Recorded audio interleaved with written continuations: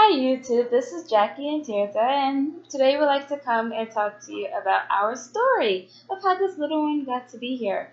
So as many of you may already know, and maybe you don't know, my husband and I, we were part of the TTC, or Trying to Conceive community, for a while.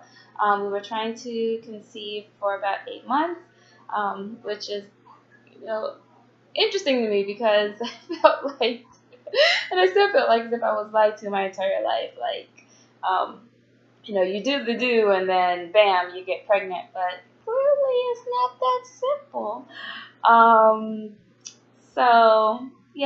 if you're interested in that journey and how we actually did conceive after 8 months of trying, then feel free to look at our past videos.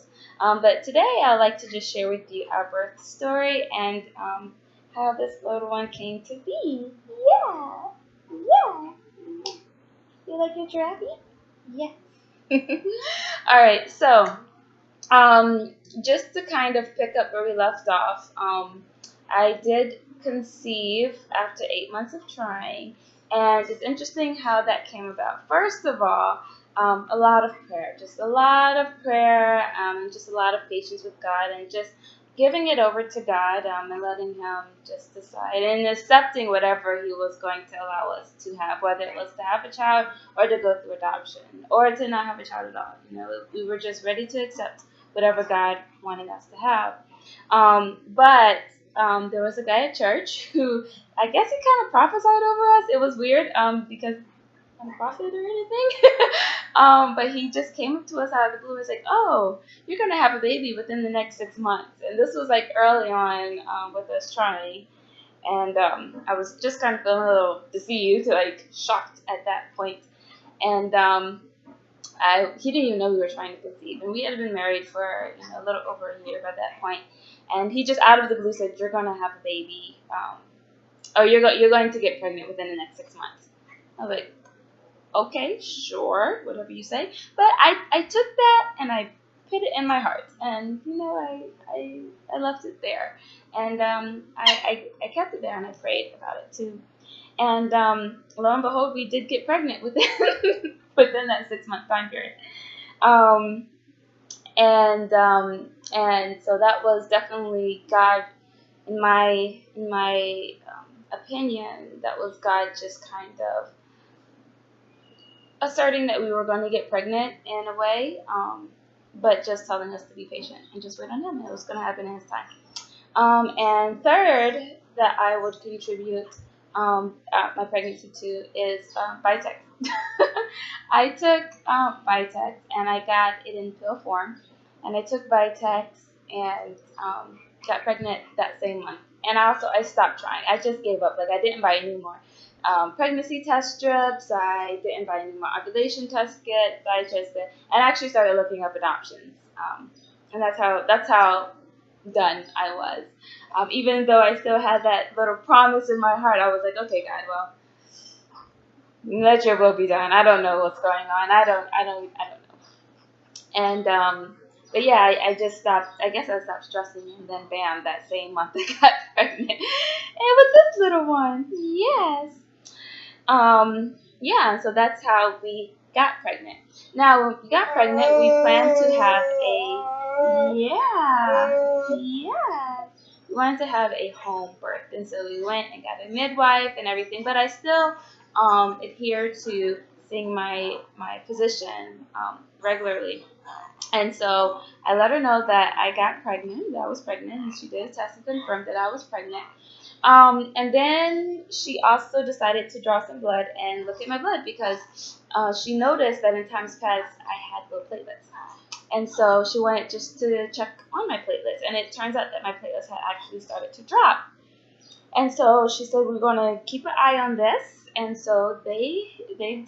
They kept an eye on it. But unfortunately, with that doctor, we weren't really meshing. She adhered to largely the mainstream medical model of things, which is fine. But I wanted to go more of the natural, holistic route.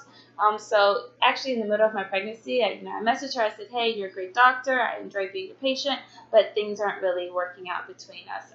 And I'm going to go for something that's a little bit more holistic." and I actually switched to another doctor, actually in the same clinic.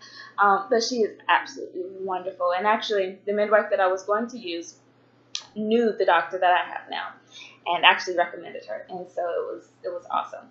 And so I'm very glad that that I switched over to her. Squeaky, squeaky. Yeah, Giraffe wants to play with you. Giraffe wants to play with you. Mm-hmm. And the Sunshine wants to play with you too. Quickly, quickly, quickly. Yes, and so I switched over, and I was very happy, but they still monitor my platelets, and my platelets kept dropping. They dropped down to like about 50. And I already had low platelets. It started at about 100, and they want you at 150 to be normal. Yeah, so home birth went out the window, especially after seeing several physicians. They recommended that I have a regular hospital birth. And it was a good thing that I did, because with low platelets, there's a risk of you bleeding too much, so hemorrhaging postpartum. And I actually did have that. After delivering Tirza, I did have postpartum hemorrhaging, and they did have to give me 2 shots of Pitocin after delivering Tirza, just to stop that bleeding quickly. And so talking about the delivery, let's get into that. So for the delivery, I actually, my water broke early. And I was having contractions that were about 4 to 5 minutes apart initially, just starting off that, having contractions and then water breaks. And I'm like, oh, maybe we should go to the hospital. Now, this time we're staying in the country, like 45 minutes away from the hospital. So we're like, well, we probably should get started early on so that we we won't end up delivering in the car, because it seems like things are very, very close together and about to happen. And this was in November, so the deer are out. And so on our way to the hospital, we encountered 3 deer just chilling out in the road, just like, hey, how you doing? What you up to? And we didn't hit them, but it was definitely not comforting to me being in labor to see deer out. And so I was urging my husband to drive quickly, but not too fast, to go over the bump smoothly, and to not hit any deer. Tall order. But we did make it to the hospital safely, and they did confirm that my water broke, and so then we couldn't leave. And because of that stressful situation of going into the hospital and encountering deer, my contractions went from being every 4 to 5 minutes to every 30 minutes. So I was in it for the long haul. So lo and behold, I actually had contractions and labored for 28 hours in total, from the start of it, which was at 9 o'clock Sunday night, to actually having tears on Tuesday. Early Tuesday morning. Yeah. I think it was a little bit, no, I think it was Monday night. No, it was late Monday night and then Tuesday morning, so that was 28 hours. Yes. And so that was a very interesting time. They did try and push me to actually take Pitocin, because since my labor had slowed down so drastically and they wanted Tirza to be delivered in a certain time span, they were telling me to take Pitocin. I said no, and I stood my ground. Even when the resident got snippy with me, I was like, look at here, lady, I'm the one having this child, not you. No to Pitocin. And so that's how it went. And I did not have Pitocin. So also because of my low platelet count, I could not get an epidural. So I pretty much had Tirza naturally. I did take one drug when I was going through the transition. That was really, really hard and rough for me. Just going through transition, I took phenol something. Don't recommend it. It didn't do a thing. The only thing it did do, and the only reason why I did take it, was so that I could sleep between the contractions. And the reason why I did that was because I did not want a C-section. They would have to give me a general anesthesia, meaning I would be asleep during the birth. And I did not want that. I wanted to be awake. And also, I had walked slash ran the day of my water breaking. So that Sunday, I actually walked and ran about 2 miles just to try to get the baby out. And I was extremely exhausted because I did not take a nap that day. And so when I went into labor at 9 o'clock that night, I had only gotten, by that time, only 2 hours of rest from a very strenuous day of working out. And so I needed to rest. And that was my rationale at that moment. And that's the only reason why I took it. And so I took that. And I don't regret taking it because I was able to push Tirza out. I did not need a C-section. But I kind of do regret it because she was swollen, in my opinion. Her head was really, really, like, she had really big cheeks. Really big, chunky cheeks. And it looked like as if she was a little bit swollen all over. Just a little bit, not too much so. But she did come out. She was 8 pounds, 9 ounces. And she was 21 inches long. So I had a big baby.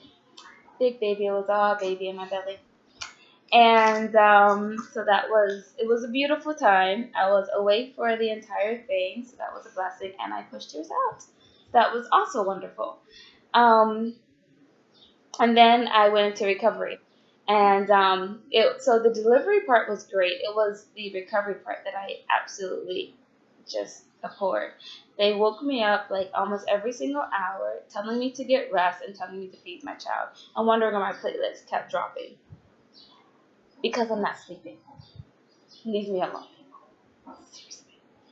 And that is the main reason why the next pregnancy, Lord willing, we can have a home birth. I'm really trying to get that next time. Yeah, and so that's pretty much my delivery story. Unfortunately, whenever Tirza was born, she did poop in utero, so there was some meconium during the delivery, and she had really bad jaundice because they had my husband cut the cord like right after she was delivered, so that NICU can check her and make sure that she didn't get any meconium in her lungs, which she didn't. She was perfectly fine. And so, yeah, so that's the birth story. And we have been propelled into parenthood, and it's been absolutely awesome. This little one is now 6 months old. 6 months and I have a 6-month-old. This is absolutely crazy. And she is humongous, which I absolutely love because I was a teeny tiny little thing and I always was like the shortest in my class. And I'm going to have a baby that's probably going to be the tallest in her class. And I'm so happy because my husband is tall. And so she is already in 12 and 18-month-old clothing. She is a big little thing. And we are doing cloth diapering, and we're able to do that, so that's been awesome. And absolutely loving it. But I will be doing a separate video on our cloth diapering adventures a little later, because there were some ups and downs with that. All right, YouTube, but that's the birth story. It's really not much of, there's actually a lot more, but for the sake of time, I'm not going to go into all the minute details. All right, well, hope you guys have a blessed rest of your day, and take care. Ciao.